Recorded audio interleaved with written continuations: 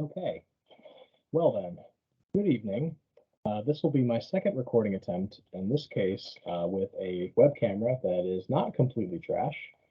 So we will, instead of playing Undertow today, we're going to play the base game of Too Many Bones.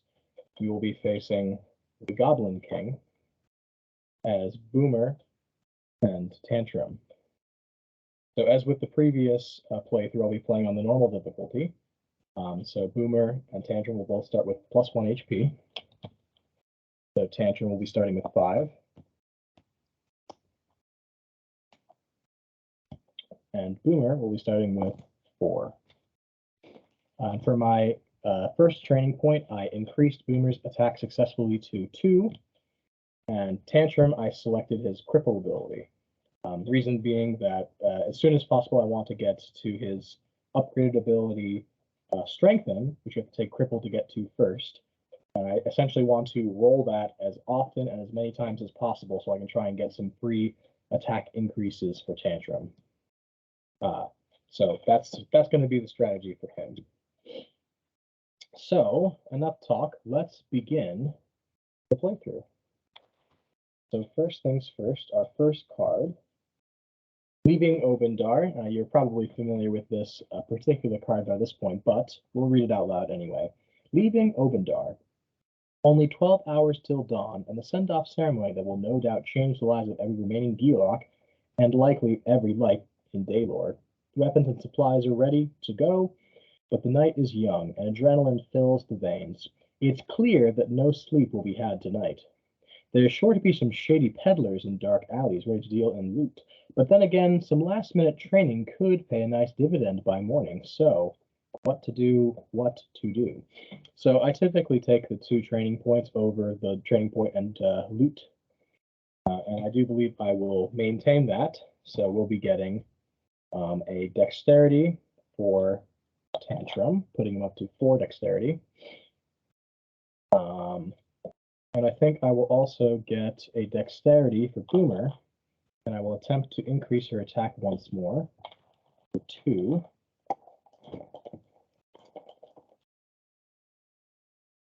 Failure. All right, so no attack increase for Boomer.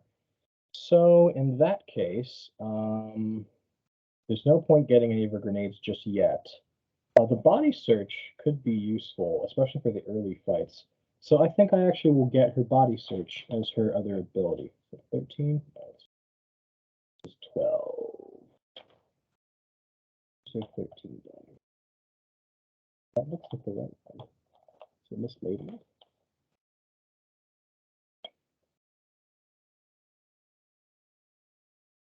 No, this is Bag of Booms. That's definitely not right. Not the blue dice. This one. There we are.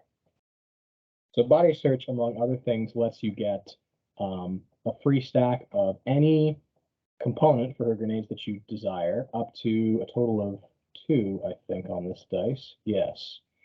And alternatively, you can also get buff HP, bones on 2 sides, and finally a loot chest, which immediately lets you draw a loot. So that may compensate us for not getting the loot for this particular scenario. So for Tantrum, we already increased his dexterity. So for our other dice, we're going to get his strengthen, which we're going to be rolling as often as possible in the next combat in order to try and get free attacks for him. So we get a free victory point, of course. And with Goblin King, we will require 8. So they get an 8-sided dice. There we go. So starting at a single victory point. Moving on to day 2, obviously we took no damage, so we will, of course, attempt to scout beyond anything else. So I will use a D6. Let's put this over here. D6, there we go. So Boomer's attempt, we got a 3. So we'll be looking at level 1 stack, and for Boomer, he got a 4, so we'll look at the 5 stack. So the first one off the 5 stack is a Goblin Sapper. See if I can make that visible at all. Good. Yes. So 5 HP, 4 initiative, mischief 2, and signal 1. So 5 HP is a fair bit, but not too aggressive for a level 5, but he does have mischief and signal. Neither of my characters are specifically geared for defensive capabilities in terms of rolling shields and such. Tantrum's really more about just murdering things as fast as possible. But the likelihood we'll be able to one-shot this is not likely at this moment, and he does attack 3 times, so we're going to put him on the bottom, although there are potentially more questionable enemies that could occur instead. As for the top stack for the level 1, we have Thick Skin and Careless. So the Troll Brute only attacks a single time and does try to throw up a shield, but the Careless more or less counteracts his Thick Skin, so we'll keep him on the top. And we are on to day 2.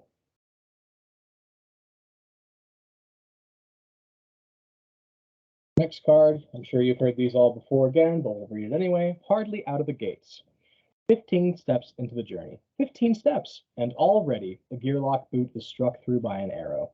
Luckily, no toes were killed. Teeth are clenched, and a painful tug is made while looking around in embarrassment. Now, sufficiently ticked, it's time to return the favor to the ominous figures at the edge of the woods. A commotion breaks out atop the city wall, interrupting all thoughts.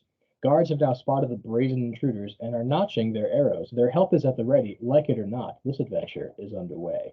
So, of course, the 2 options for this combat are you can get assistance from the guards, and at the start of each round, the guards will essentially do 1 true damage to all of the enemies on the board. Or, if you take no assistance, you can get an additional training point. And regardless of the outcome, as long as you win either battle, you get a training point and a loot, as well as a victory point. So, as per usual, since we are on normal, so there's really no reason not to take the second option, and so therefore we will. So with 2 people, as per usual, we are going to start with 4 level 1 baddies on the top of the stack. So our Thick Skin boy is going to start at initiative 1. This is the other reason I was not particularly frightened by this enemy, because he starts so far down the initiative track. Then next we have a Goblin Sandbagger who has 2 HP, 4 initiative, a single attack, and a single defensive die. And he has mischief, but he only uses it if he rolls a bone. So not as problematic as he could be. And as I said before, but he is a ranged unit, so there is that. But he only has 2 HP, so he should theoretically be relatively easy to demolish. So we have a Bog Frog, a staple. He has 4 HP, starts at 3 on the initiative track, and most importantly, he poisons for 2 at melee range. So as long as you can keep out of his reach, he's no threat at all. And finally, we have a Griffin Yearling, who starts at 5 on the initiative track, has 2 HP, and attacks twice with flight, which means if they get an attack off, they will fly into the air and become untargetable for the next turn. And they will stay untargetable until they make their first attack on the following turn, at which point they will lose the untargetable status. And he starts at green. This actually should be over here and there. All right, so first things first, let's roll our initiative for Boomer and Tantrum. So 4 and 4 respectively, so not great, but not terrible. So the bird will start before either of us. So we want to try and start as far away from that as possible. And we will start with Tantrum and then Boomer in that order. I need my round dice. There we are. So combat starts. We will start here and here. That way, the bird will get in the way of be able to reach us on its first turn, like so, just to our benefit. Next, Tantrum will be attacking the Bog Frog with as many attacks as he can. He has 4 dexterity, so we'll be rolling 3 attacks, and his strengthened dice. If we're lucky, we'll get the blue. So we did not. We did, however, get 4 damage. It's kind of hard to see.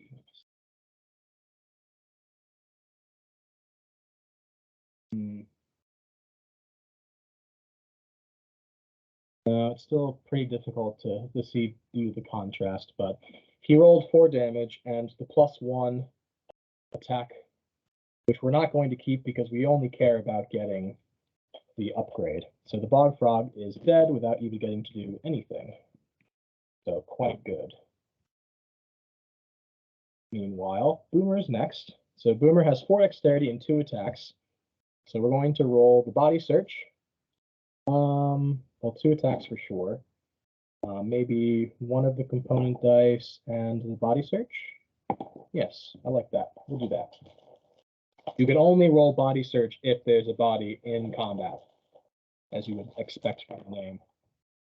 So she did 1 damage, a bone, a 2 free component dice, which could be for anything, and a 1 for this, which we will take in this. Actually, this combat will last fair enough. We'll try for a 2. And I didn't declare who I was attacking. So the bird is going to get to move away from us no matter what we do, and the thick skin will prevent him from taking any damage. So we will attack the goblin. Do keep in mind, though, I flubbed that turn by not declaring the attack beforehand. You should always, you in fact have to, declare who you're attacking before you roll the dice. So we'll try to be a little bit more careful about that in the future. Next, the purple is going to attack at range, and they will attack the lowest HP unit, which is, in this case, Boomer. So he's going to attack once and throw up a shield.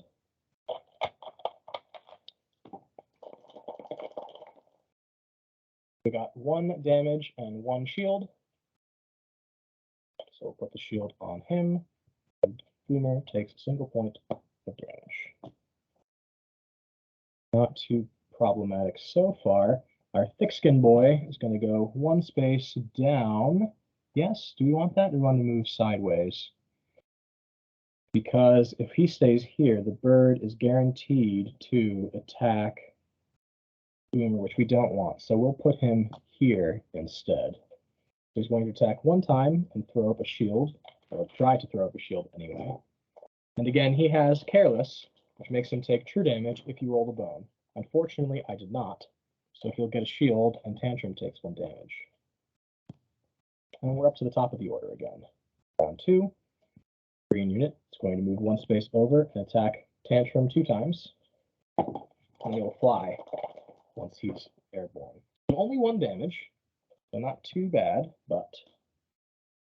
Oh, also, almost forgot. Need to remember to modify Tantrum's anger. So he attacked once, so he gets 0.2 for that, and he took 2 damage, so he's already at 1.6. So we'll probably use his rage dice to remove the bird from combat, because I don't believe that his Tantrum ability, Rage, specifically requires targeting, and indeed it does not. It says merely, choose to execute a baddie or advance your active rage dice. So since it is an execute and it's not targeted, the flight ability of the bird does not have any effect on his ability to kill it. So that will be, I think, the move. Speaking of which, Tantrum is attacking. So he'll again be attacking 3 times the thick skin unit, since he can't attack the bird anyway. And once again, rolling his strengthened dice. It could also be theoretically a decent idea to, instead of doing that, rolling the cripple dice that he has instead, to reduce the thick skin enemy's attacks to nothing. But we still have a fair amount of HP, so I'm not terribly worried about that at the moment. Oh, also, finally, since Tantrum killed the Bog Frog last turn, he gets a single count on his body count dice, which I can consume for healing at any point during this turn. So we did, in fact, get the blue icon, as you can see there. Maybe it's a little bit difficult to see, but you see the blue icon on the bottom. That is the strengthen dice, which gives him a free attack training immediately. So we were successful.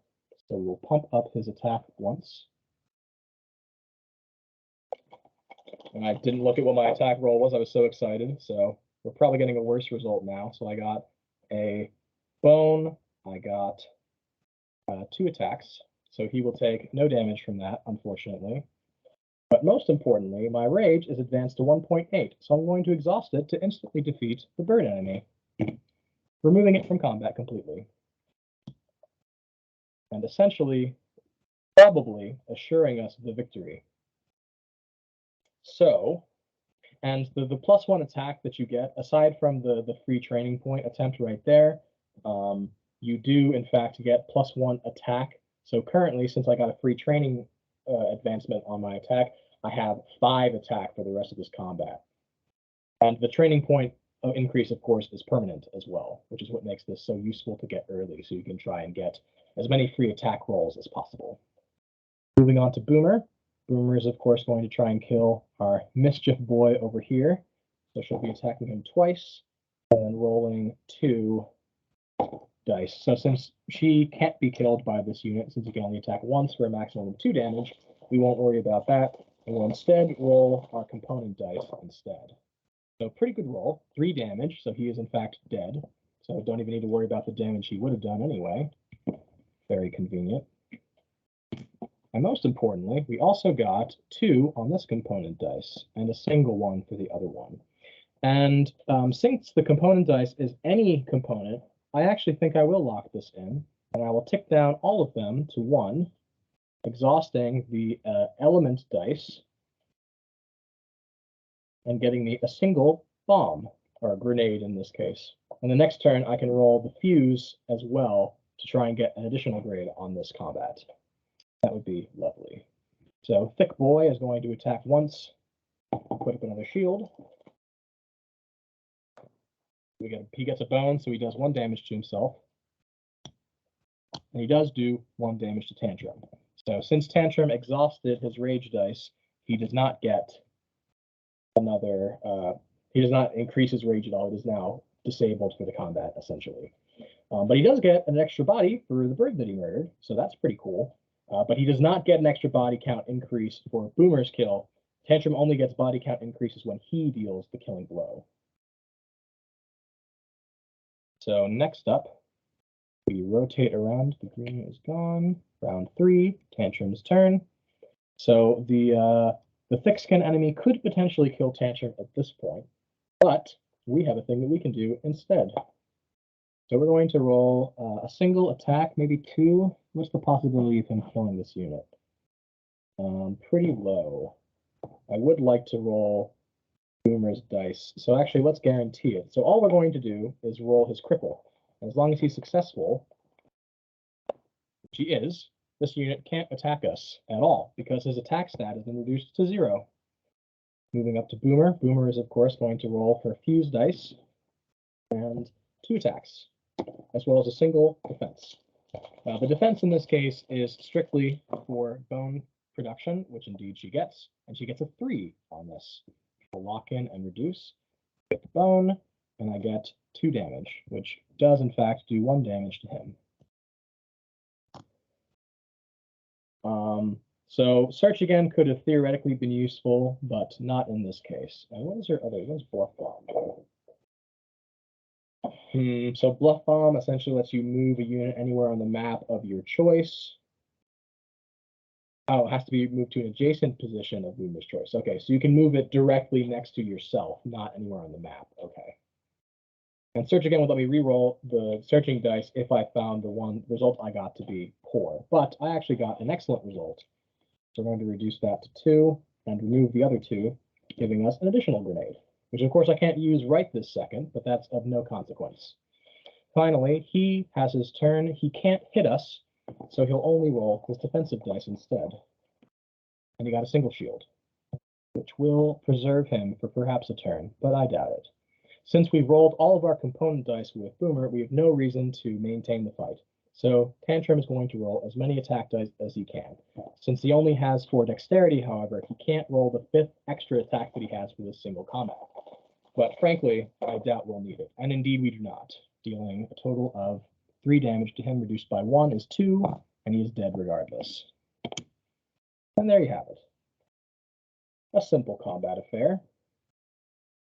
And they really had no chance whatsoever. A handily handled battle. So for our For our recovery phase, I will heal both of them up to full. We do get 2 training points and a loot for both of our characters. So let's observe what loot we get. So loot number 1 for Boomer and loot number 2 for Tantrum. So Boomer got Ogot herbs, which are 3 uses for healing, and they allow you to heal yourself 1 during battle 3 times, and utility parts for Tantrum, which I could use to get his Horn of the Zerker, which is a pretty useful piece of equipment. Is that a reusable? So I understand that his Horn of the Zerker gets reusable bones. So if you roll the bone equivalent, it goes back into your usable slot. I assume if he rolls the other 2, the Party Inspire or the Disorient, that he would do in fact use up the horn. I don't see any indication otherwise, so I assume that's the case. However, consumables on Boomer, on the other hand, are, in my opinion, more useful, not for the Bag of Booms, which is essentially like an additional body search. It gives you some additional benefits, such as a free intact grenade, more free multi-use parts, up to 3, which you can be used for any component, or the Holy Hand Grenade. So the final one, the Holy Hand Grenade, is the best of her consumables. It has 3 different results, essentially. Well, 4 technically. A grenade that's a little bit better than the normal grenade, a better version of that grenade, and then the same two results that are the same AoE for 1 damage, and one an AoE of 2. But what makes the Holy Hand Grenade more powerful in some respects is first and chiefly that it is a secondary free grenade, and also if you have obtained 325, element 325, which is one of Boomer's final abilities, her final training dice on the bottom tier, you can lock in 325, element 325, and instead of using the lower number on the dice, maybe you'll be able to see it here, you take the teal result instead.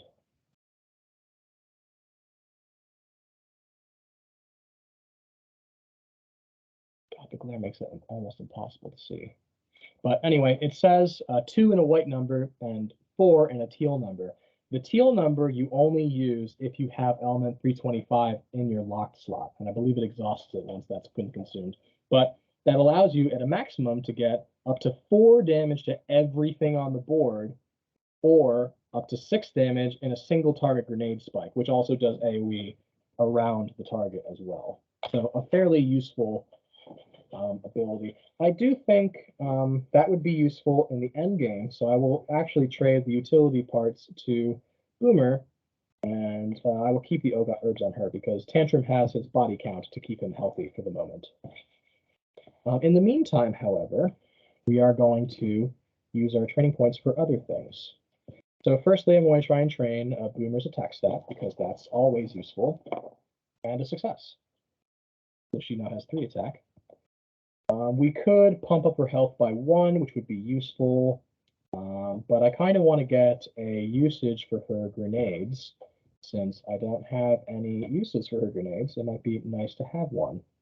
So I think we will take the standard frag grenade for a nice single target nuke. An old standby by Boomer.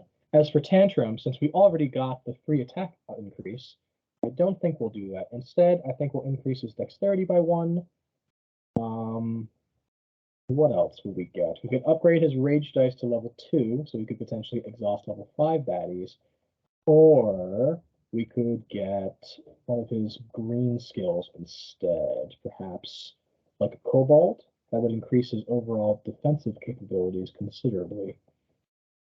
Which of his skills lets him put disable? I want to have disable ready in case we run into a manticore.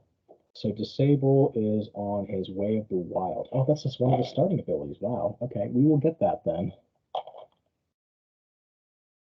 Yes. So dexterity increase in Way of the Wild. Way of the Wild lets you essentially disable all effects that an enemy unit has on their person. That is our training points. And we got our loot, and we get a single victory point. 2-2 now. On to day 3.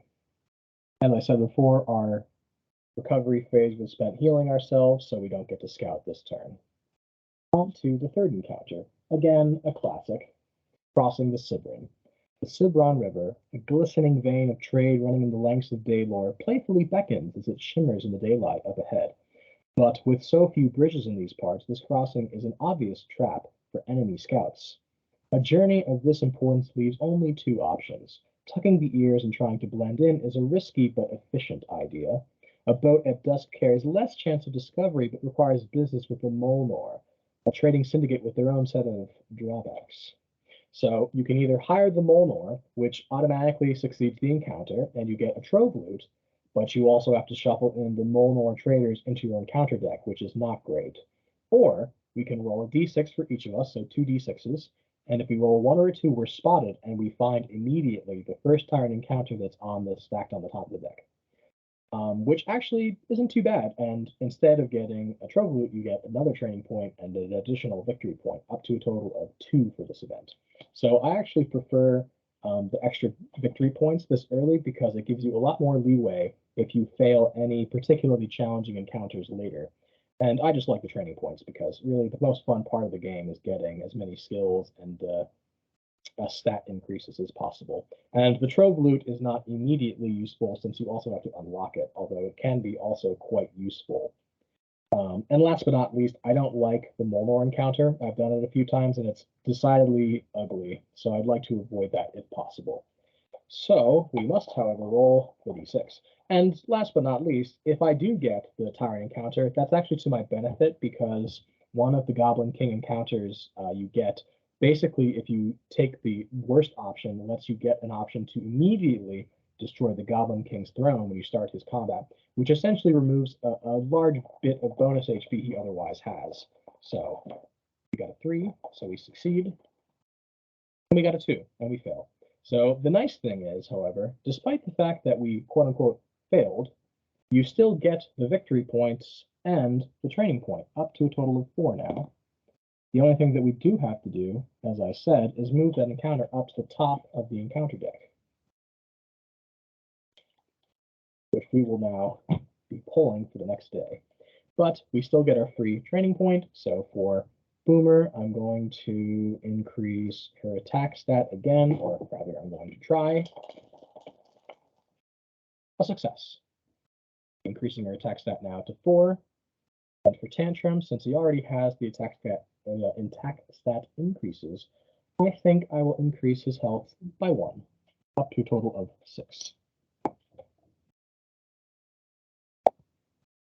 This is essentially going to be our front-facing tank for the game. Since we took no damage, we will scout, which will be very useful for, I'm sure, the next encounter. So Boomer is going to scout a level 5 baddie. And a 4 means 2 level 5 baddies. So first we have a thick-skinned troll enforcer. He has 5 HP, 2 initiative, 3 attacks, 2 shields. He taunts if he rolls any bones, which means if you stand next to him, you must attack him. And he has thick skin 1. So a fairly irritating enemy. And since we also scouted the bottom one, we have a Goblin Sapper, 5 HP, 4 initiative, 3 attacking, signaler mischief enemy. So both are relatively irritating, but frankly, I think they're both melee units, and we could face potentially much worse. I don't like the 3 attacks on the Goblin. I'll put him, oh, you know what? That's actually probably less relevant. I'll put him on the bottom and keep the Goblin for now. Also, we're on day 4 now. So, day 4, we have a goblin problem. Yes, we do. Goblins everywhere. These locusts of Daylor seem to be growing in number at an alarming rate. No matter how many are cut down, others show up to take their place. It seems impossible to make a dent in their numbers. Exhausted and behind schedule, every minute wasted on these pesky things gives the Goblin King time to gather and send out reinforcements. Clearly, a different approach must be found. This plague must be eradicated at the source. The unfortunate reality is that the most direct route means more goblins. So we have no options. We have a single choice, which is press on. The Goblin King will soon be within reach, and if we're successful, we will get a victory point, a training point, and another loot for everyone. Since we're a party of 2, we will only be adding a single 1-point Goblin-type baddie to the top of the battle queue. And if we were a party of 3 or 4, we would instead add a 5-point Goblin-type baddie instead. And finally, we have a persistent effect. Apply the following effect to every future battle you encounter that contains battle queue baddie points. Add the last Goblin-type baddie that was defeated to the top of the battle queue. So that's decidedly irritating. We're going to find the first Goblin-type enemy that is on the stack, which is this guy. The Goblin, what is his name? The Goblin Bomber. He has 3 HP. He starts at 5 on the initiative track with a Mischief 1 and Careless. And he only attacks 1 time, so a fairly reasonable enemy, all things considered. He will be on top of the baddie queue. Meanwhile, we have a total of 8 points, so that means we'll be taking the level 5 baddie and 3 more level 1 baddies, for a total of 8. And the level 1 Goblin goes directly on top. Right, that is what it said, did it not? Right to the top of the baddie queue. Yes, very good. So first, 3 HP for our Goblin. He's starting at 5 on the initiative track. And he is a melee unit. No, he's a range unit, so he'll be starting here. Next, we have our level 5 Goblin, who has also level 5 HP. He starts at 4 on the initiative track, and he is a melee unit. Next, we have a thick-skin, careless troll romper. Only attacks once and starts at 2 on the initiative track. So a light threat, as you would expect from a level 1 baddie, of course. And he is also a melee unit. And then finally, to start another one of the same enemy, Troll Romper. So same thing, thick-skin 1, careless. Fairly non-threatening.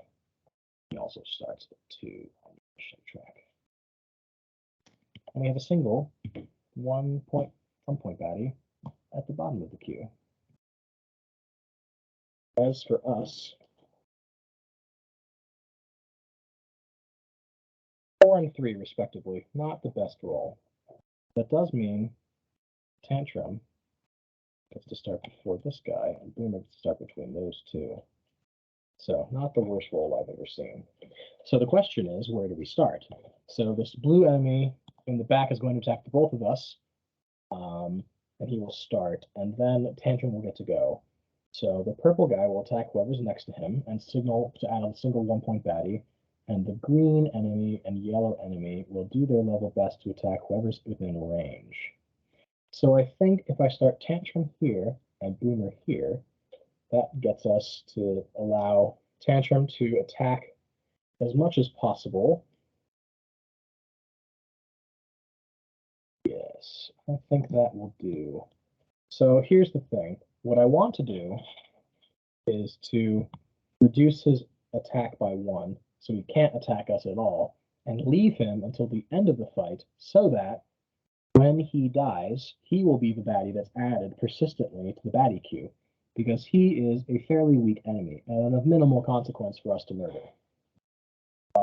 So we could do that, I suppose. On the other hand, I think it's probably smarter to try and nuke that enemy as best as possible. So we will start like so. So first things first, he is going to attack both of us for 1. So he does 1 damage to both of us. Tantrum took damage, so his rage is increased by 0.2. Boomer takes 1 damage. Next, Tantrum goes. Tantrum's going to move 1 space forward. Yes, 1 space forward. And attack this unit with everything he can. So I have a total of 5 dexterity, so we removed 1 to move, leaving us with 4, and we do indeed have 4 attacks. And we're trying our best to kill him on this turn, which is definitely possible, but it might also be wiser instead to leave off a single attack and instead disable him so he does not signal and does not have mischief. The signal being the real thing we're trying to remove here. I think we will do that. Yes, we will try to disable him. No one else on this board really has anything ability-wise that's that intimidating. So we attacked, so we increased our rage by 0.2. We did get the disable, so his abilities are removed, and he took 2 damage. Not bad. And we did get a single bone, which we might be able to use to instantly defeat one of the baddies later. Or potentially to get enough bones to upgrade to our secondary rage attack. So, Goblin turn starts. Since he's disabled, he does not get any of his abilities off, but he still does attack us 3 times, which is less than great. Oh, one other thing. I was going to reduce my body count by 1 and heal Tantrum by 1. Sorry about that, meant to say that out loud. We did 2 damage and rolled a bone. So, wise to stock up on HP beforehand. Unfortunately, he's no careless, and even if he did, it would be disabled, so it wouldn't get that effect. And we go over to Boomer. So Boomer has 4 dexterity and 4 attack, and so we could do our best to simply nuke that unit as hard as possible, and I think that is exactly what we're going to do. We're going to just roll 4 attacks directly at him. Alternatively, I could try and kill one of these 2 units instead. What's the likelihood of that? They're going to take 1 less because of their thick skin, leaving them then to do 4 damage total, which is not completely impossible, but fairly unlikely. Well, he's only going to do that. No, he's only going to attack by 1. We'll kill the goblin. He's a bigger threat. So that was a mistake because I rolled 4 damage and a bone. So should have just taken that the thick skin boy out, but nonetheless, our goblin level 5 is roasted and toasted, and our disabled dice is removed. So coming in next round is another goblin bomber. So actually, we don't need to worry about keeping him alive because another one will be coming in anyway, and he'll be coming on at the 1 on the initiative track. So that was Boomer's turn. And again, since Tantrum was not the one to land the killing blow, he does not get the body count increase. So the yellow one has an enemy next to him, so he will not move. But he will try to strike Tantrum for a single point of damage. Well, a single attack dice, which he does. 1 damage, increasing our rage to 1.6. Next, the green unit, actually in this case, can now move over to attack as he would have last turn had to move around the goblin that was in the way. So perhaps a bit of a misplay on our part.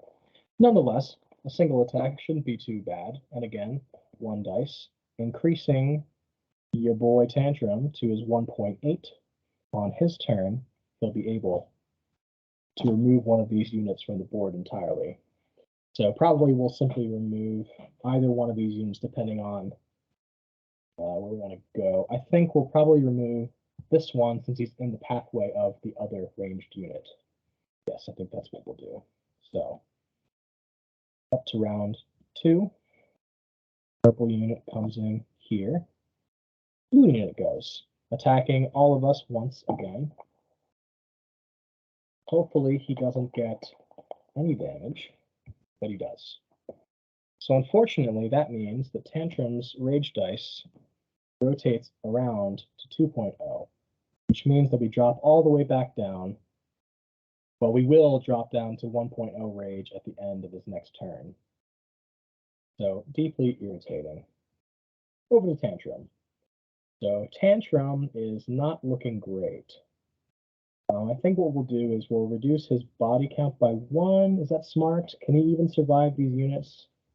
If I kill the troll next to him and Boomer kills the other one, no, you know what? What I'll have him do is he'll have him attack this unit and kill it, hopefully, and have Boomer grenade and attack this one to try and get some AoE damage going off.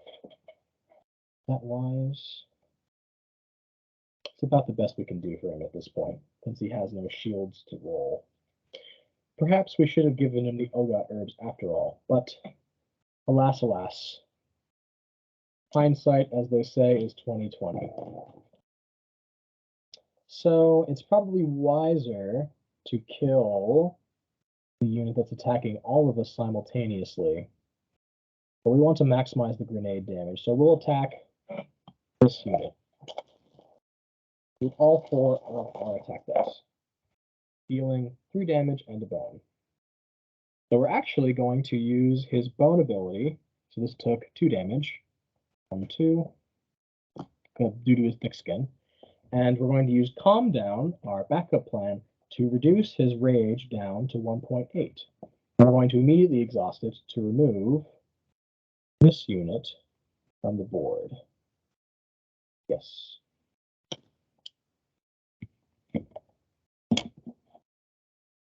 Finally, Boomer is going to go. So Boomer is going to roll 3 attacks and 1 of her frag grenades. Yes. Is that necessary? If I get the maximum amount of damage I can get on her grenade is a 5. If I get the 5, no, it's only a 4. Only a 4 on this dice, which would be 2. Which would not kill him, and I can't split the damage, but I could throw odds at the other. Does it say her target? No, thump your target for damage. Yeah, so you can't split damage like that with the backup plan, unfortunately. Well, the grenade is almost guaranteed to get damage. It only has a single bone on it. I think we'll roll 2 attacks, the grenade, and finally a shield. Since it's entirely likely that Tantrum is going to die next turn, so we want to make sure we have a little bit of a safety net set up. So we did 3 damage and a shield, and 3 damage on the grenade. Taking our grenade counter down by 1, we do 3 damage to him and kill him.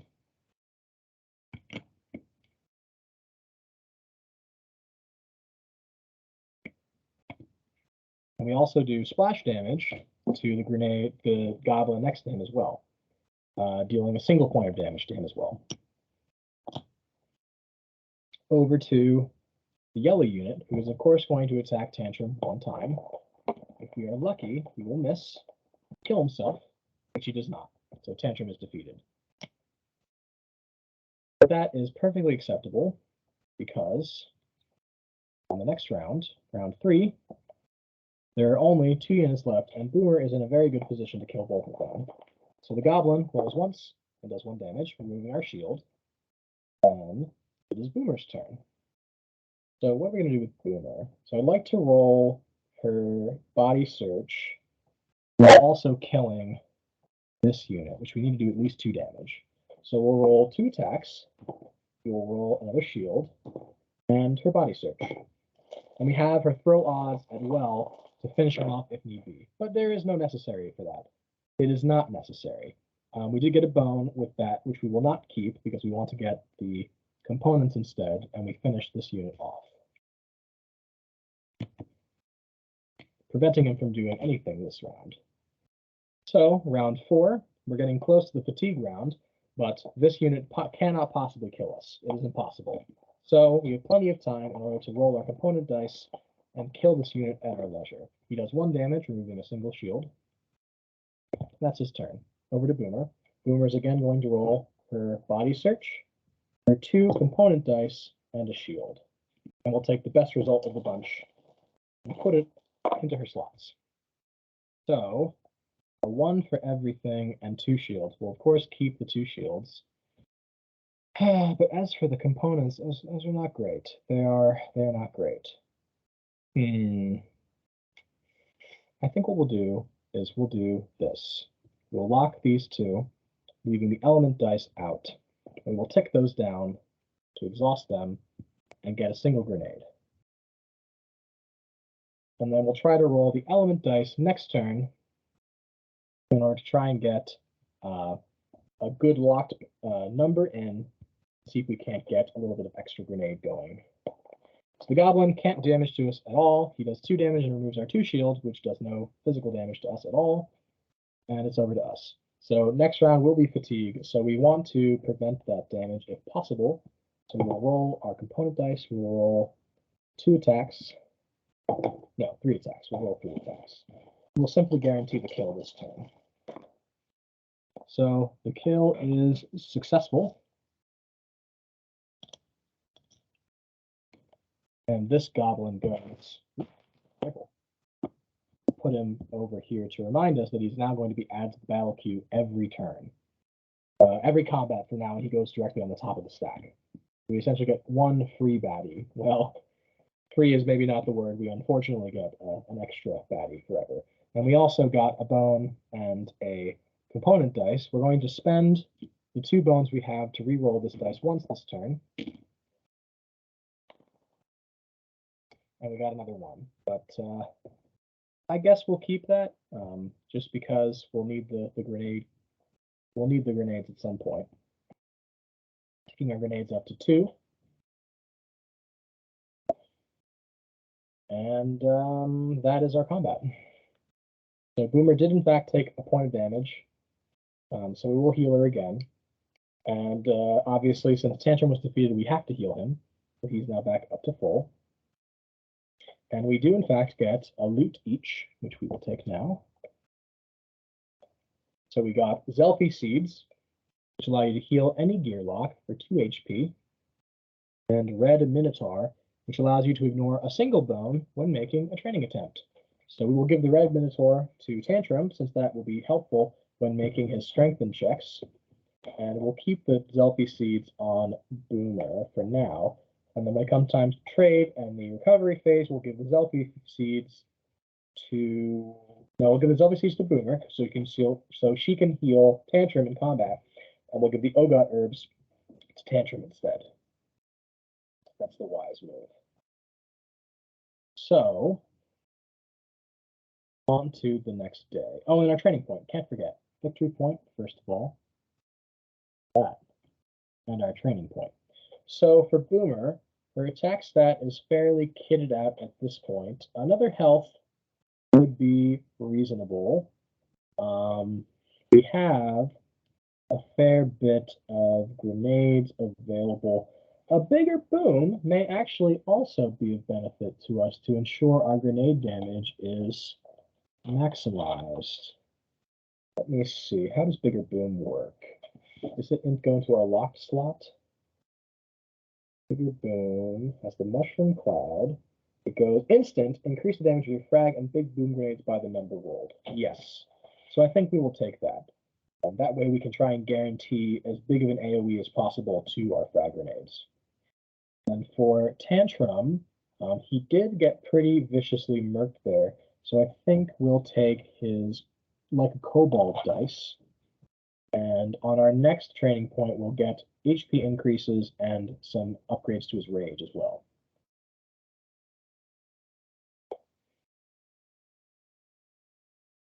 And we move on to the next day, day 5.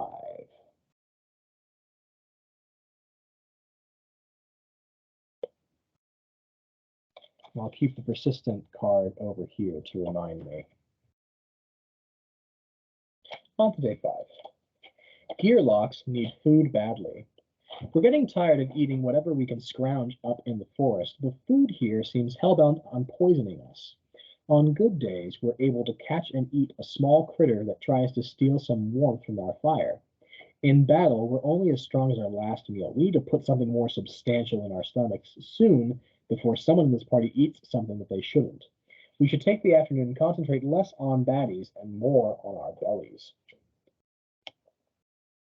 So this is another encounter that has no combat per se, or rather has only one option. So what we're going to do is place ourselves on the mat and then fill in every other remaining position with 1 HP critters. The Gearlocks and critters alternate turns. Critters start. So after I roll d6, and we'll do this on each of the critters' turns, find the matching lane. 5 counts for lane 1, this one, and 6s count for lane 2, this one. All critters that are in that lane must move their HP on top of another adjacent to it simultaneously. If none are adjacent, remove the critter from the mat. If lane has no critters, remove the smallest critter from mat. Gearlocks. We need to chase and defeat critters using only attack dice and dexterity. Critters can only be defeated in one attempt. If defeated, place the critter's HP on the Gearlock prep area. If attempt fails, remove critter from mat. It escapes. We continue until all of the critters are gone, so no rounds, essentially. And any HP that we collect turns into buff HP for our next battle. So a very decent combat potential. So since Boomer can start anywhere, we will start here. We start putting a single point of HP on every other position. And essentially, once I roll a dice, I do believe all of the critters will essentially move over and try their best to stack each other in the most aggressive way possible. So first, we'll roll the d6 and see how they stack. We got a 1. So the 1s or odd drops are going to essentially stack themselves. And it says they do it simultaneously. So each critter must move their HP on top of another adjacent to it simultaneously. So each critter must move their HP on top of another adjacent to it simultaneously.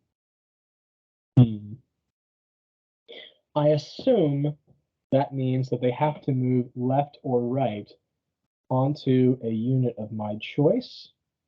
So I think we'll go 1, 2, 3, 4, like that. Or maybe it's 1 here and because they move simultaneously like that. Yes, I think that's how you do that. Okay, so it's our turn. So we need to attack as much and hard as possible. So we'll go Tantrum and then Boomer. So Tantrum is going to attack the 2 stack behind himself with 4 attacks. Unfortunately, since we can only use attacks, I can't roll his strength on dice, but he rolls a aggressive number and viciously murders that, getting him 2 buff HP for the next fight. Next up is Boomer. Boomer is going to attack, let's see, the 2 stack back here, also with 4 attacks. She's successful, getting herself 2 buff HP as well. Next up, we roll the d6 again, and we will see which lane we're going to shift all of the critters. 1 again, as you can see. So, any critters in that lane, they must move simultaneously. So there is 1, so instead he'll move there. Of course, since it is Tantrum's turn, he is going to attack that stack in front of him, and he does so with a 4 successfully. He only is 3. Getting himself some more buff HP. And then, let's see. We will say that the Boomer is going to attack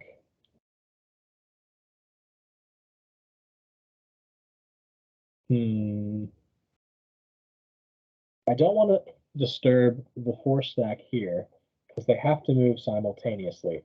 So I think what would happen is this, he moves here, he moves here, they move here, or 4 stack like that, assuming I roll that number. So I'll attack the stack in front of her with 4 attacks. This is admittedly a pretty poorly defined encounter. The rules are not really clear to me at a glance, so if I'm messing up the rules here, do forgive me because I'm not really sure how else to interpret the description that's given here. 1 again. So if there's no critters in the lane I roll, then if lane has no critters, remove the smallest critter from mat, which is at my discretion. So we'll take this one away. So over to me. Tantrum is going to move 2 spaces, 1, 2, and attack twice. Attack 3 times because he's got 5 dexterity. And he is successful. It doesn't say not to use backup plans, so I'm going to assume I am allowed to accumulate bones during this encounter. So I'm trying my best to get 5 bones for Tantrum in this case. And then Boomer is, of course, not going to move and attack the leftmost chip there 4 times. And she's successful, as you can see. Getting yourself another buff HP. All right, on to the D6 again. You want a 3. Roll a 3. A 3! That's done me. So simultaneously, boop, boop.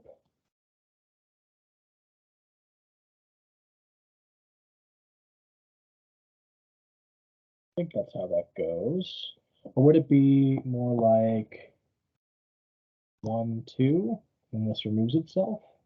I'm not sure, because this has an adjacent unit, and this has an adjacent unit, but this doesn't have an adjacent unit.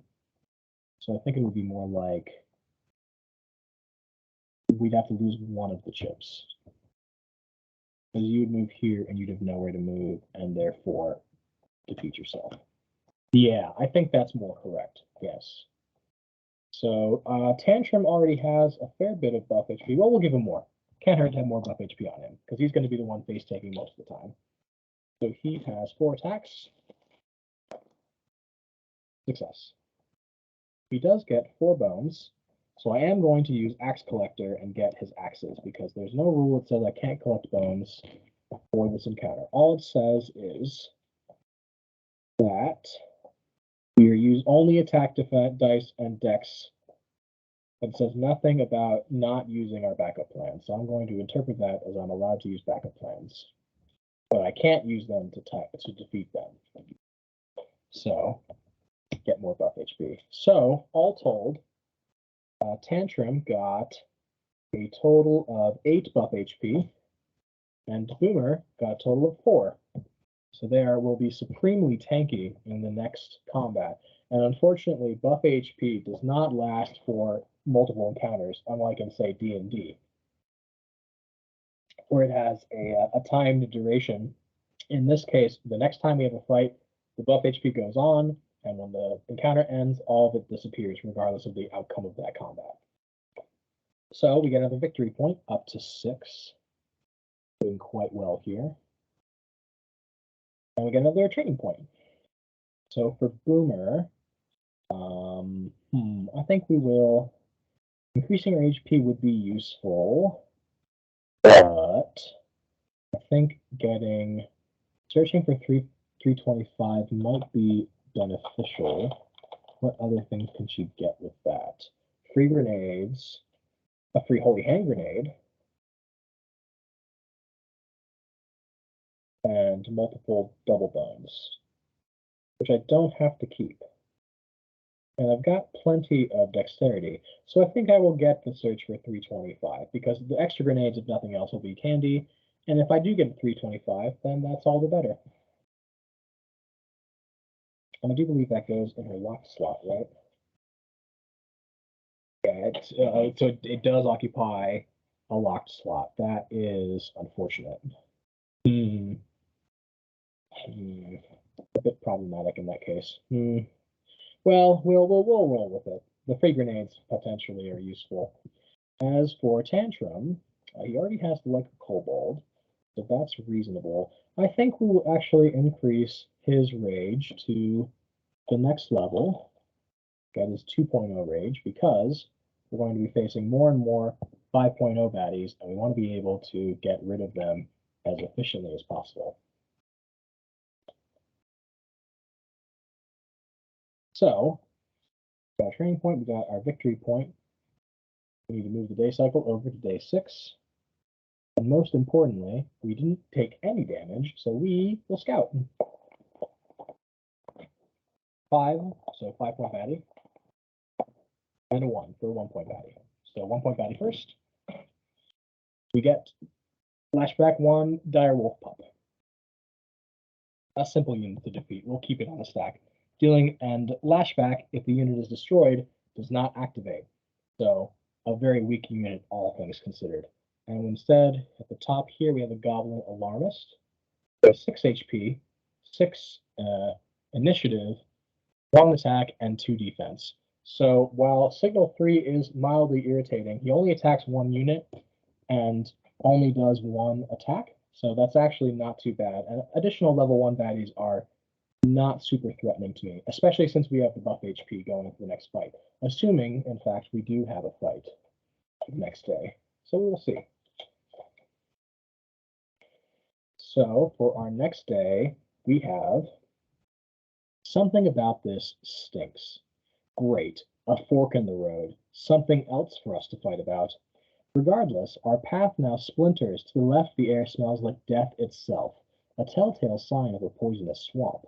To the right, the way remains quiet and appears peaceful, never a good sign in these lands. As usual, our decision is uncertain as the road ahead. So we have 2 options. The first one is Bring on the Bog. We got Rad X. No, Power Armor. A Fallout reference. So baddie points are unchanged. However, each Gearlock's dex is capped at 3 during the battle.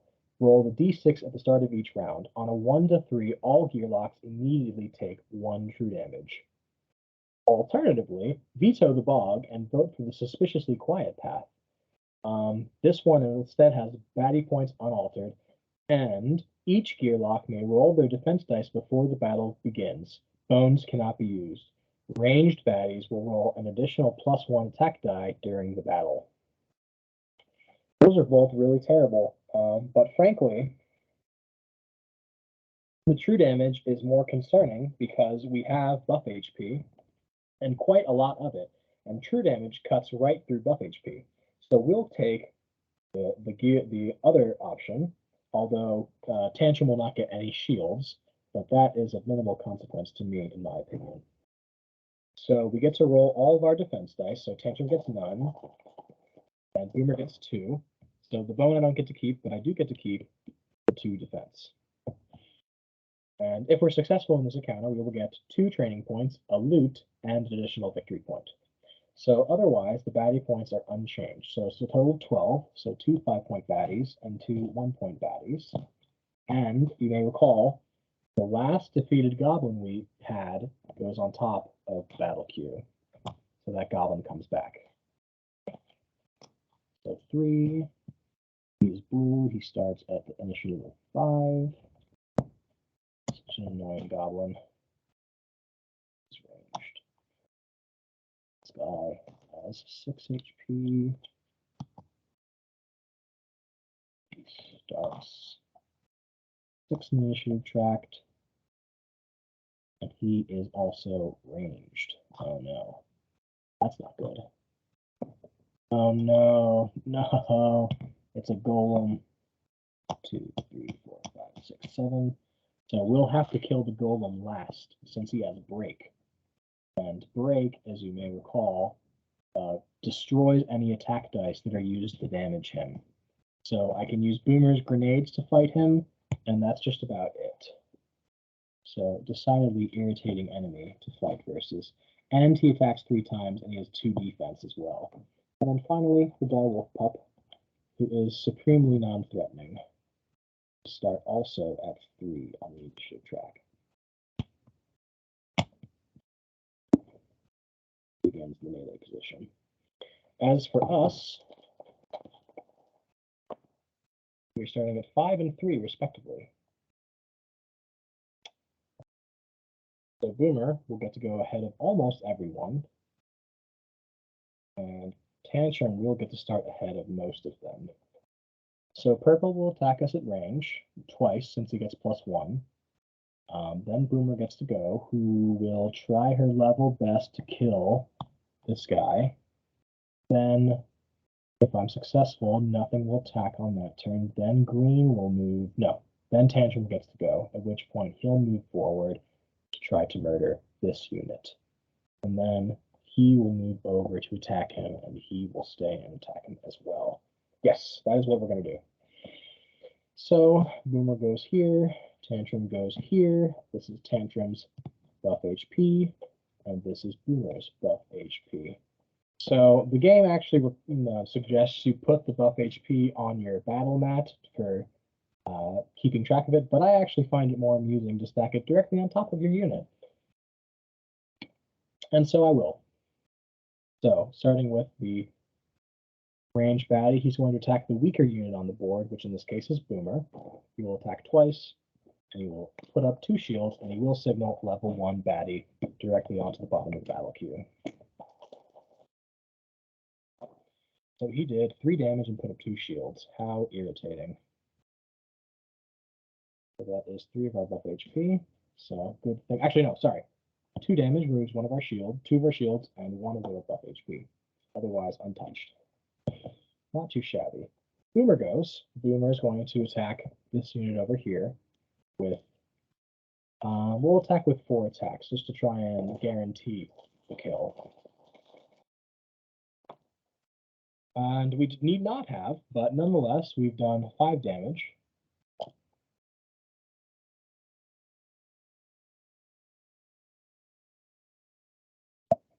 So he is roasted and toasted. This goblin is gone. And a burb is coming in next. Those standard burbs. How irritating. That was Boomer's turn. Next is Tantrum. Tantrum's going to move up 1 space. His rage is active now. And he has 4 more dexterity.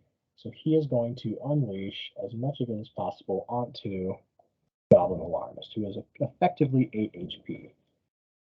That-wise, you know what? Before he moves, we will throw an axe at this unit to take away his shields. Do you believe his axes deal 2 damage? Yes. We'll move 1 space forward and attack him 4 times.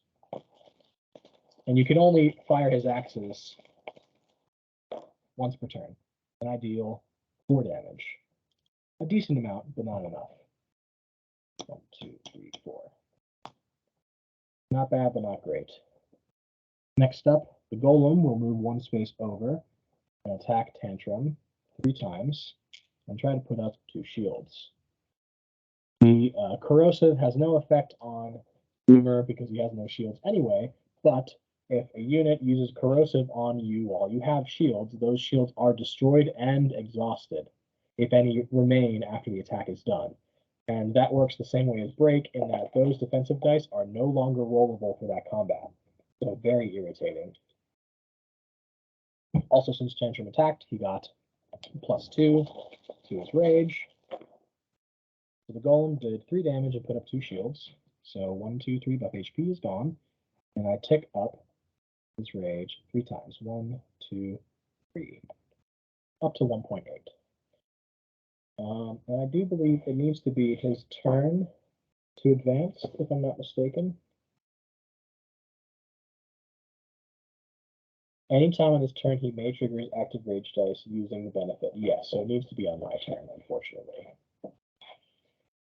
So the wolf is going to do their level best to remove my rage from the game, which is relatively irritating. And is unsuccessful. A bone. Ha! Take that, idiot. That'll learn you. So our rage remains as is. How lovely. So actually what we'll try to do is we'll try to get Tantrum's rage all the way up to 2.8 and use it to instantly exhaust the Golem. That's the smart move. So back up to the top of the initiative order. Purple Boy is going to signal again and summon another 1-point baddie. The Burb comes in at the blue space. Since the melee spot is occupied, he'll come here instead, which is to our benefit. And the Signal Boy is going to attack me twice and put up 2 more shields.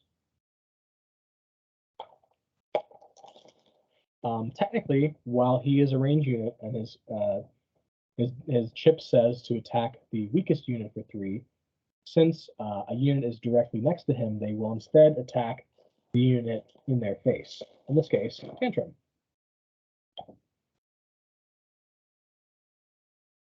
So we did unfortunately take 3 damage and put up 2 shields. 2, 3, which does unfortunately put our rage up to 2.0. So if I need to roll 2 bones on Tantrum's turn in order to ensure that I get calmed down, unless otherwise I'll lose all of my rage, which would be decidedly irritating. So we'll see. On to Boomer's turn. Boomer is going to attack, let's see, either the bird or the wolf. I think the wolf is the smarter decision because the wolf can't flashback if you're at range, and the bird on its turn is going to try and go around the golem. Unless I successfully kill this unit with Tantrum, in which case he would not. So I think what I'll do is I'll throw an axe at the bird on Tantrum's turn, and I'll have Boomer try and kill the wolf. So Boomer has 4 dexterity, so I'm going to roll 3 attacks. Wise, we should just guarantee it. We'll just roll 4 attacks. No sense trying to pussyfoot around with this. And again, an instant kill. Find a better way to record values. These cameras are so bad at focusing on dice. It's honestly astonishing. So the wolf is dead. And our next unit is going to come in, which is the exact same unit we just defeated, coming in again in the green spot. How bizarre. Over to Boomer. Sorry, over to Tantrum off of Boomer. Sometimes I surprise even myself with my stupidity. So we're throwing an axe at the bird, killing it instantly, which means that another unit is coming in. Another golem, also with break. 1, 2, 3, 4, 5. And that is why it is essential for us to get enough rage to kill golem. So since Tantrum will have a 2.0 rage at the end of his turn, also that resets back down to 1.0. The golem will be coming in at the 1 slot after wolf. So Tantrum is going to do his best to kill this unit, which has effectively 4 HP. So he is simply going to attack 4 times, and he will also roll his strengthened dice as well. Yes. So he got more than 4 damage. That's a total of 5 and a bone. We'll put the bone away. We don't want that bone.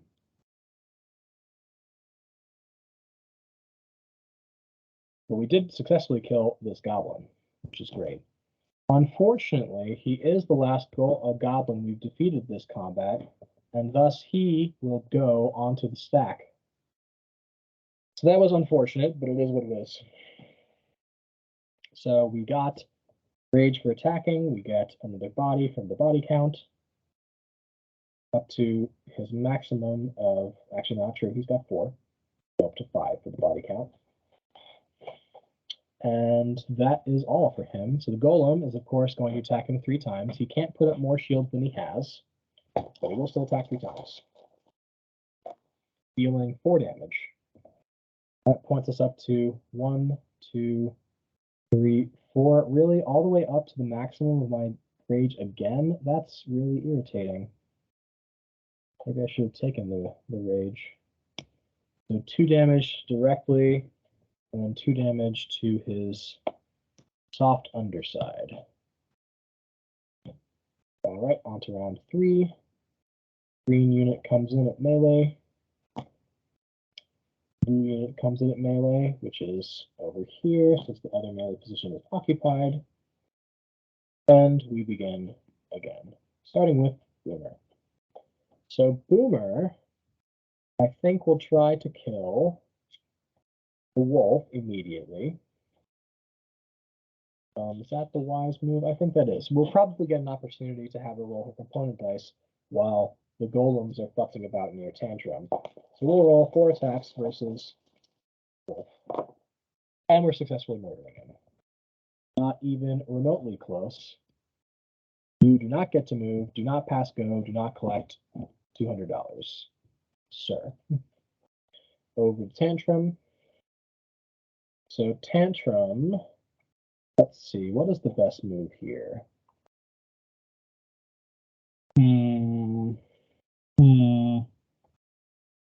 I could throw a throwing axe at the golem for 2 damage, which I will do. 1, 2. Next, I could move over and try and kill the golem, which would leave me with 4 dexterity. So I could go 4 attacks directly on him, like that. And see if I can do it within less than necessary, perhaps. Maybe 3 attacks and roll like Kobold instead? Yes, I like that better. And keep in mind, you don't have to ever keep attack rolls versus things with break, or any unit for that matter. For example, if you're trying to keep Molmesh at exactly 4 HP, you don't have to keep any attack rolls.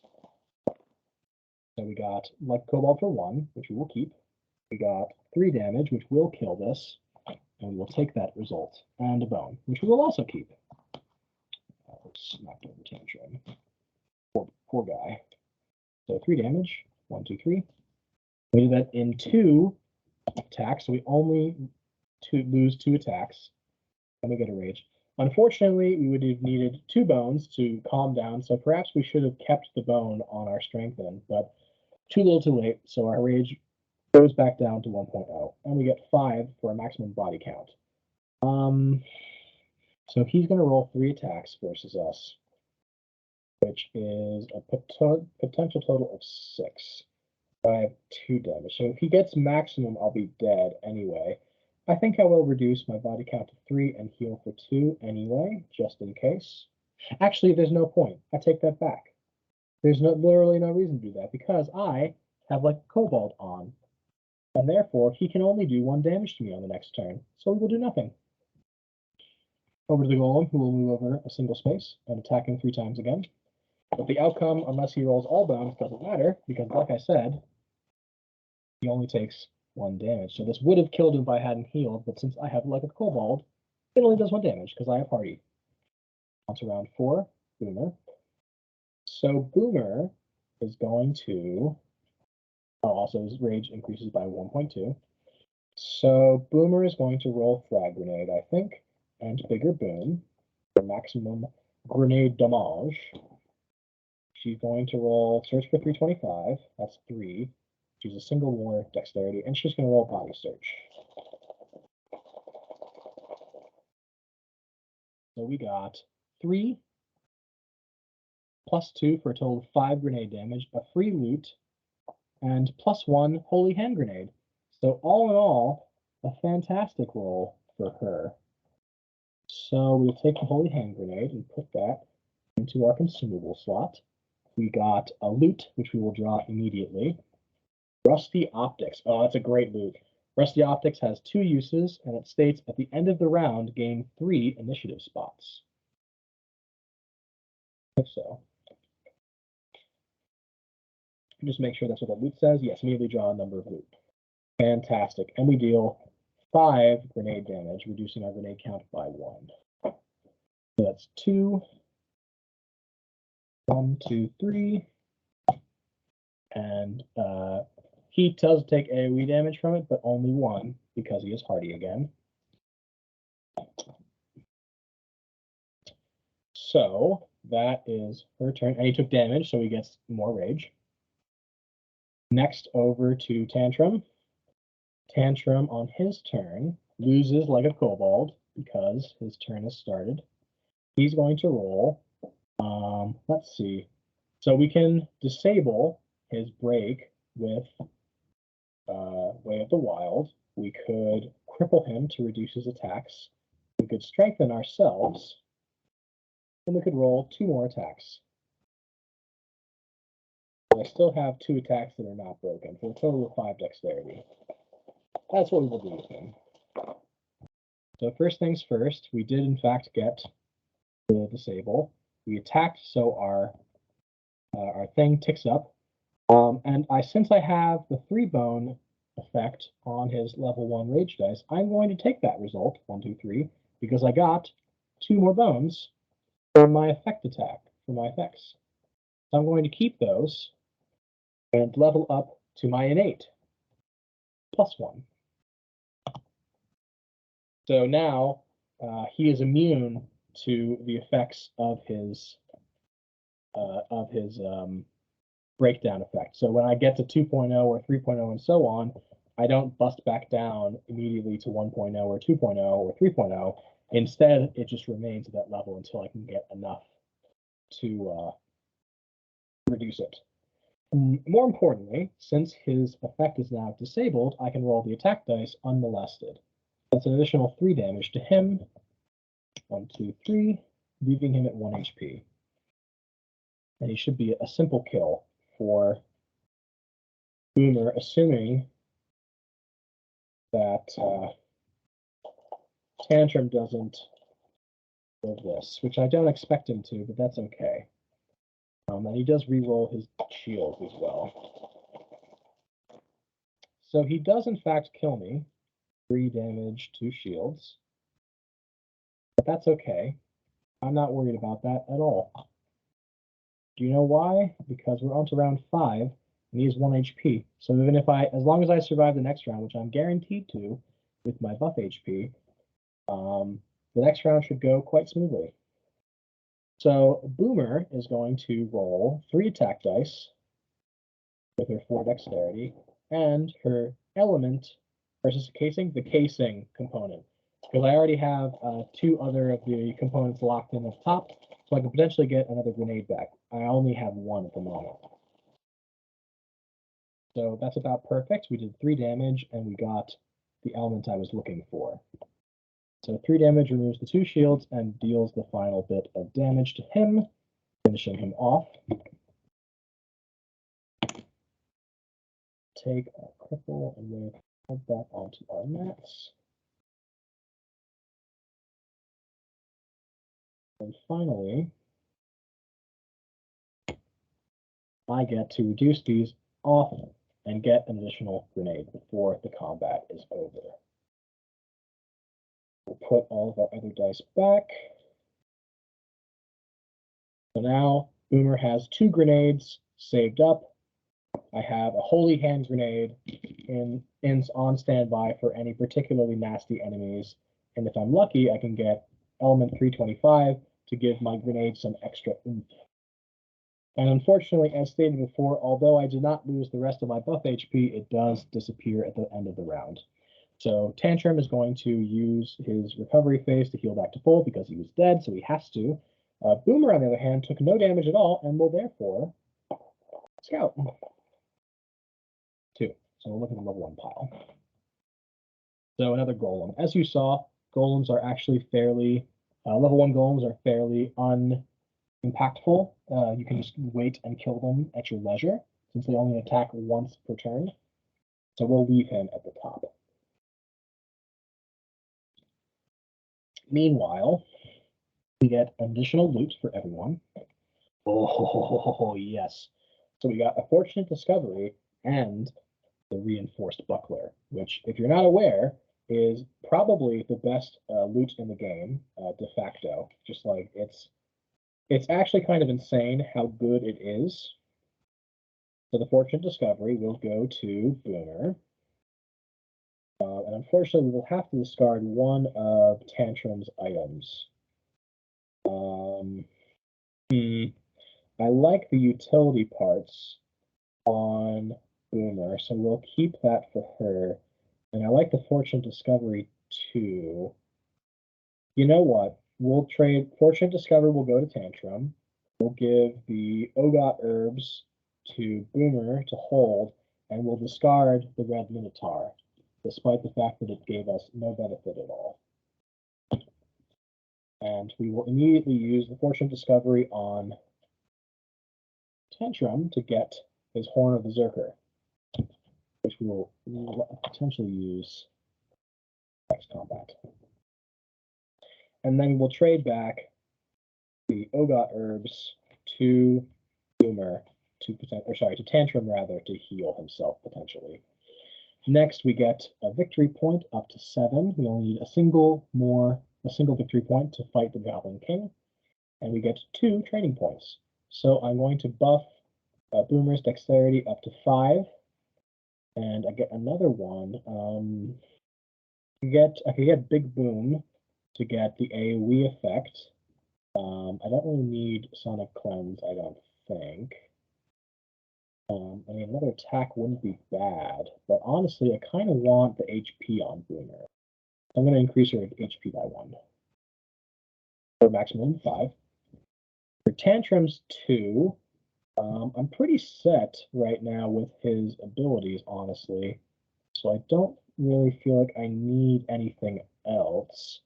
I mean, like a wolf or like a worm could be pretty handy. I take it back. I will get like a worm. Being able to poison things that hit him is actually quite useful. And for his final point, I think I will increase his HP again to a maximum of 7. And give him his maximum tankage potential. That ticks our day cycle up to 7.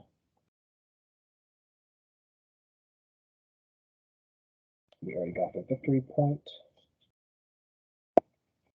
And we'll pull our next card off the top of the stack. Lights out. Everyone go dark, the command calls, as torches are extinguished and we all huddle. That's the group of marauders that stole our gear a few days back. This is our chance, but no fighting. See the lanterns surrounding their camp? That's our goal. Destroy them while they sleep, then grab our stuff and meet on the other side of the bush. If you can't manage to shoot out the light, hopefully one of us can pick up the slack. Now go, and good luck. So, we have a single option here again, which is to take out the lanterns. If we're successful, we'll get a single victory point and training point, and we have a question mark of loot. So, each gearlock rolls a baddie initiative dice to represent a lantern and its distance from the party. Each gearlock chooses a lantern. Using their own initiative dice, gearlocks must roll a number greater than or equal to their lantern to extinguish it. Each extinguished lantern gains the party 1 loot, but we win the encounter no matter what. So there are 2 of us. We will roll the baddie initiative dice first. We got a 3 and a 2. Very respectable. So we will roll Boomer will roll this one because her lowest possible roll is a 2, so she cannot fail. All right, it has to be equal or greater. Alex must roll a number greater than or equal to, yes.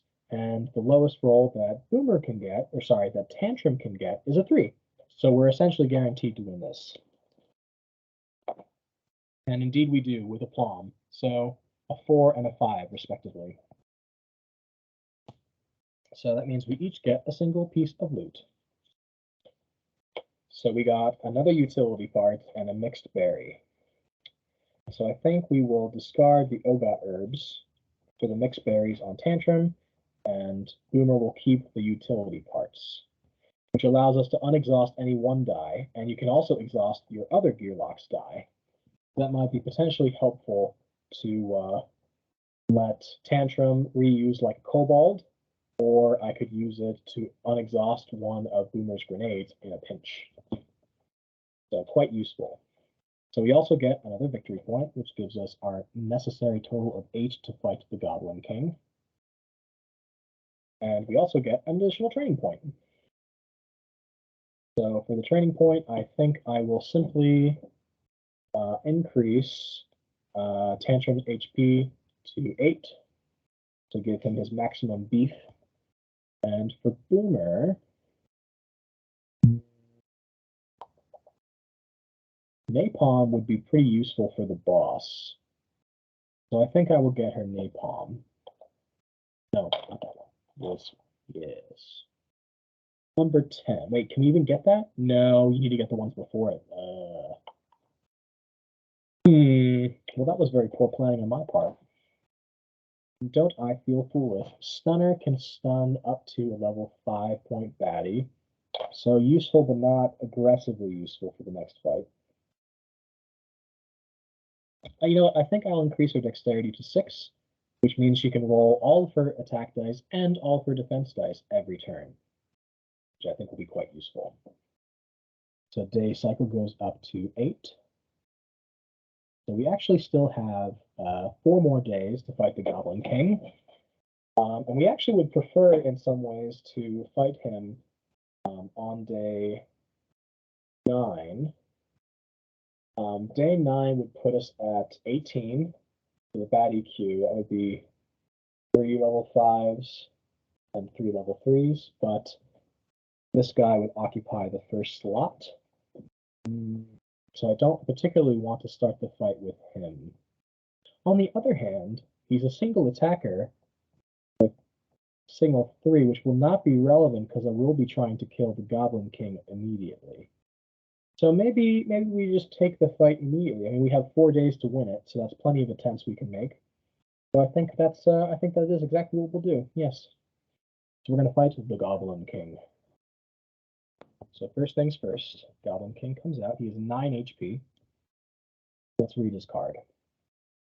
Unpredictable in nature, the Goblin King has a tight control over the Warspire region through sheer terror. His followers are extremely loyal, and no one dares fall out of line for fear of getting a bomb in the back. So, set up a throne on the lane 1 range position using the lane 1 marker and 3 HP. So 1, 2, 3. On the lane 1 range, yes, 1, 2, 3. The Goblin King and his HP goes on top of that throne. Throne will only take damage from adjacent opposing units and must be destroyed before the Goblin King can lose HP. The Goblin King's defense does not apply to the throne, and the Goblin King cannot damage himself. His tyrant skills are Kaboom, which blasts all gear locks to positions farthest from the Goblin King. This occurs before applying damage.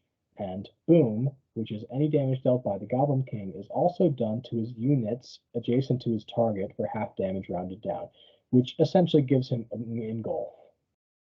He can't hurt himself. And his Tyrant die has 2 effects.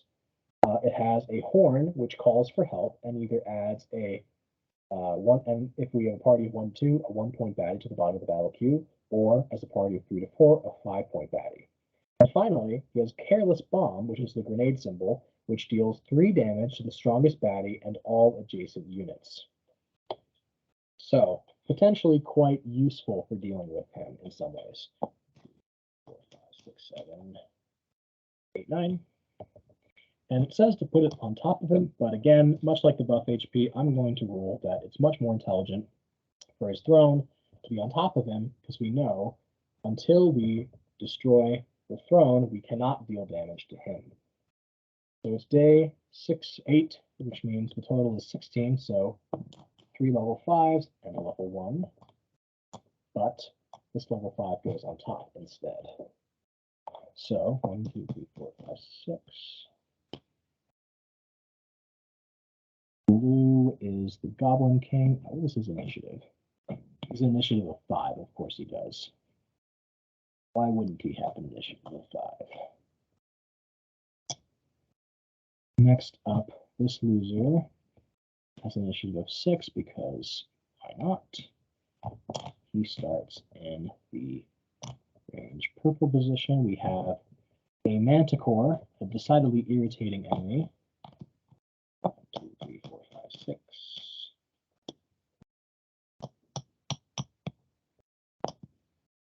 The yellow position at range. They're going to be at the 3 initiative and poisoning us every turn. And finally, we have, oh, good God, an owl bear. 2, 3, 4, 5, and 6. Goodness me, that is quite the lineup he has going on here. Owl bear has a 4 on the initiative track. So first things first, let's see where our units fall on the initiative track. So 5 and a 6. Oh my god, that's like the best I could have possibly rolled on these characters, I think. That is in fact the best I can roll. Fantastic. Boomer goes first. Tantrum goes second. After this loser. So we have to be adjacent to the Goblin King to damage his throne. That's the first thing.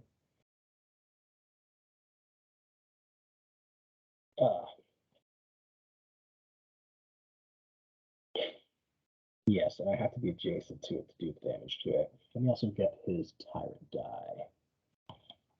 So his is the one with the grenade on it, which is yellow.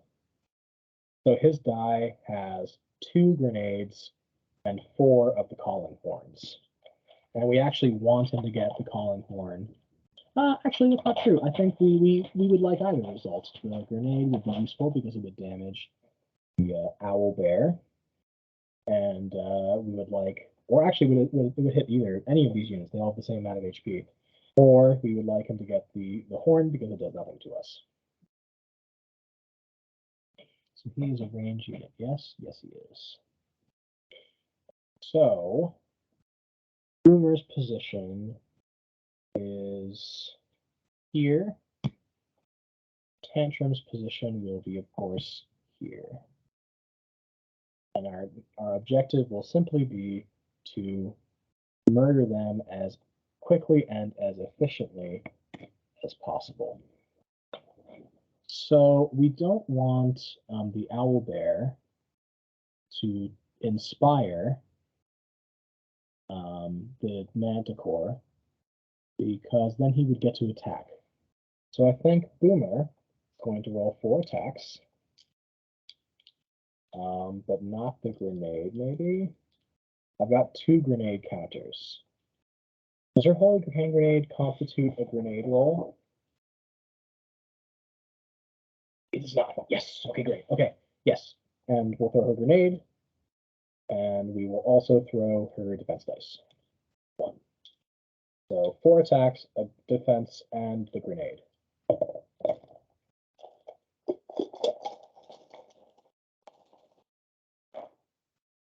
So 3 grenade. Or, oh my god, I didn't even need to throw the grenade. That's unfortunate. So I got a shield. I did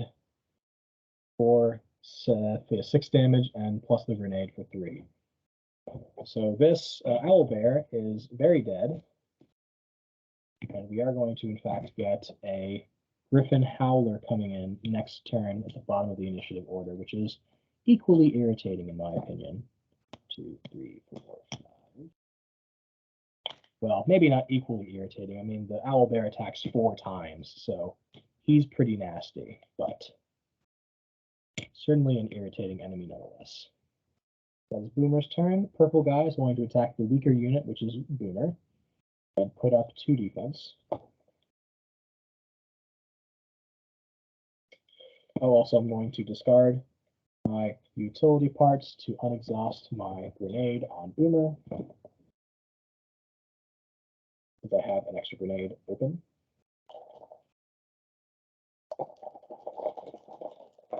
Single guy does 2 damage to her and puts up a shield.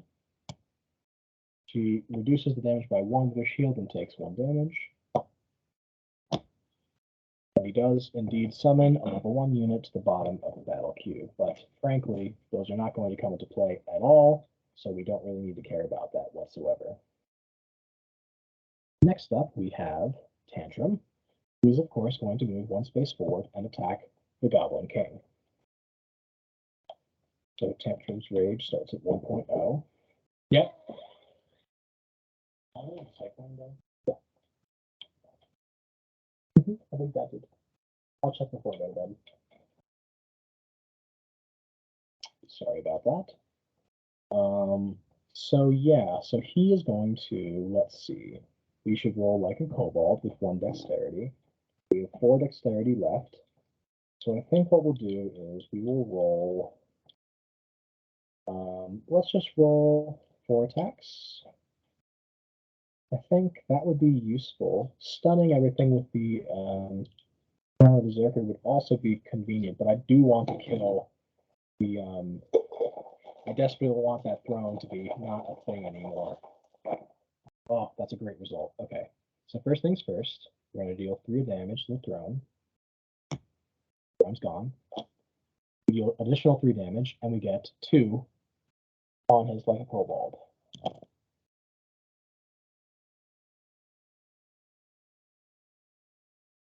So we'll take the kobold and lock that, and we deal 3 damage to the Goblin King. 1, 2, 3. Over to the Goblin King, the man, the myth, the legend. So Goblin King is going to attack all of us 2 times. He is going to put up 3 shields. Wow, 3 shields, that's crazy. And he's going to activate Boom automatically. So he will blast all gear locks to positions farthest from the Goblin King, which occurs before the damage happens. So I do believe that means that he is blasted into the corner.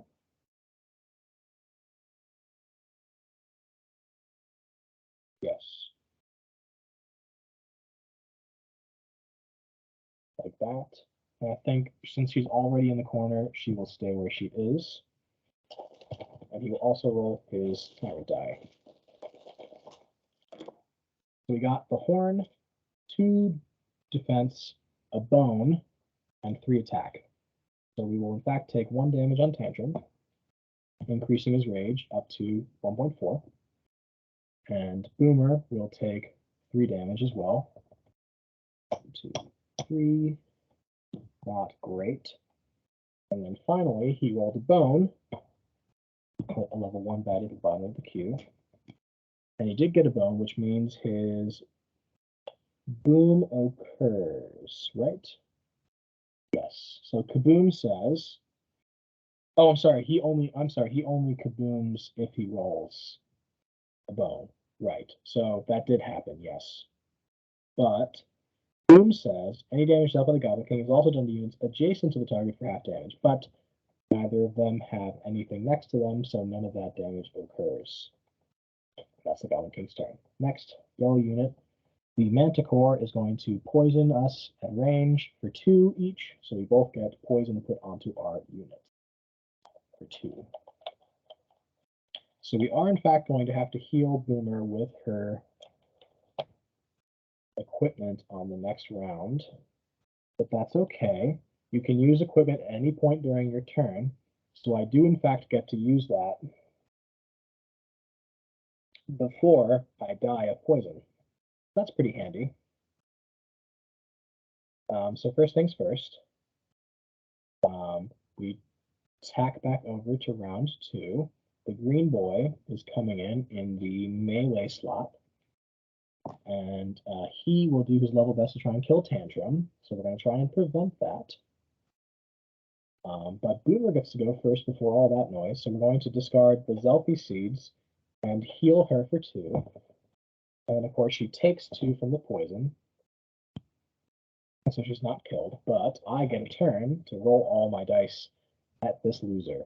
So we're going to roll the Holy Hand Grenade, we're going to roll the normal grenade with my final grenade counter, we're going to roll the bigger boom, we're going to roll the Surge for 325, or maybe more attacks would be useful. I've got 6 dexterity, so 3 attacks.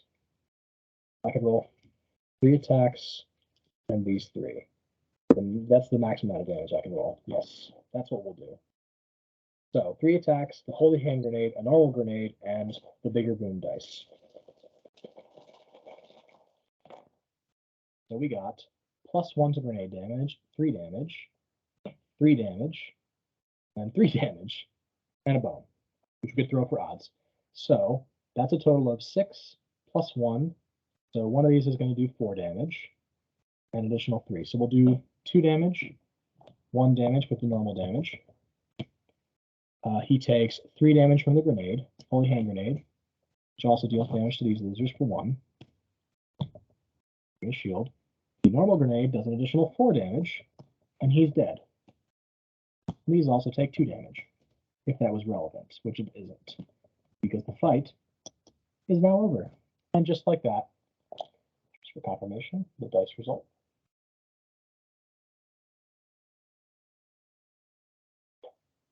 And that is that.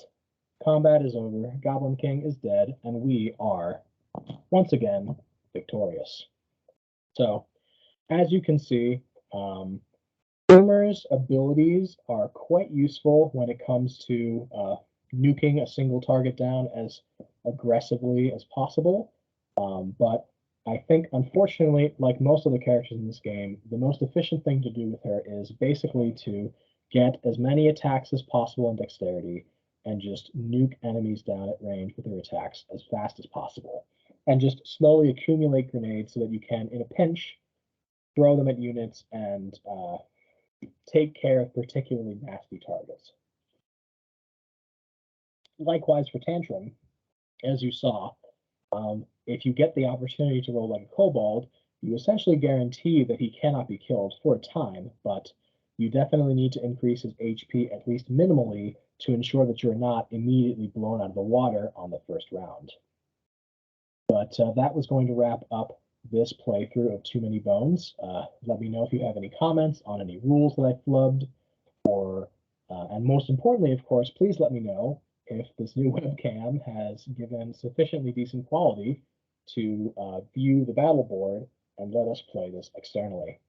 So I will see you in the next